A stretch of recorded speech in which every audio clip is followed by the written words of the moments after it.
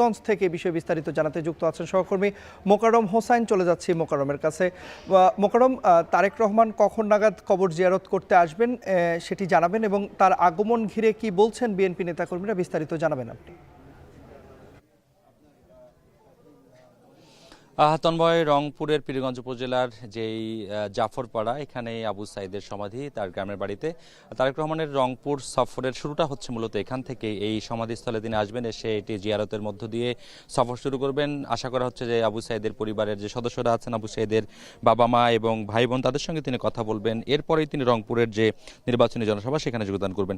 তারেক রহমানের এই আবু সাইদের সমাধিস্থল জিয়ারতের যেই ঘোষণা গতকালকেই তার কর্মসূচির মধ্য দিয়ে যখন প্রকাশিত হয়, এরপর থেকেই এই জায়গাটি ঘিরে আসলে আইন শৃঙ্খলা রক্ষাকারী বাহিনীর যে উপস্থিতি সেটি আমরা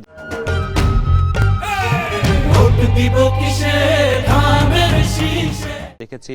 কয়েক স্তরের নিরাপত্তা ব্যবস্থার মধ্য দিয়ে এই জায়গাটিকে আসলে প্রস্তুত করা হয়েছে। নেতাকর্মীদের যে উপস্থিতি সেটিও খুব ভালো সংখ্যক নেতাকর্মীদের উপস্থিতি এখানে হবে বলে মনে করা হচ্ছে।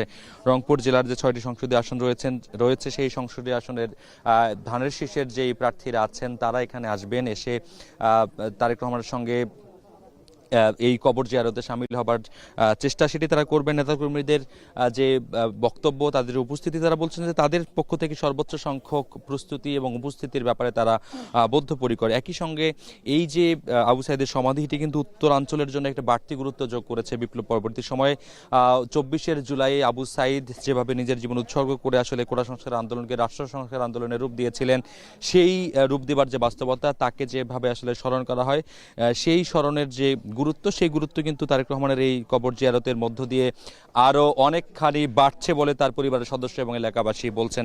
এই আবু সাইদের সমাধি জিয়ারতের জন্য এর আগেও রাজনৈতিক দলের শীর্ষ নেতারা এসেছিলেন, বিএনপিরও শীর্ষ নেতারা এসেছিলেন। তবে তারেক রহমানের আগমন ঘিরে এখানে বাড়তি এক ধরনের উচ্ছ্বাস এবং আবেগ আমরা মানুষের মধ্যে লক্ষ্য করছি।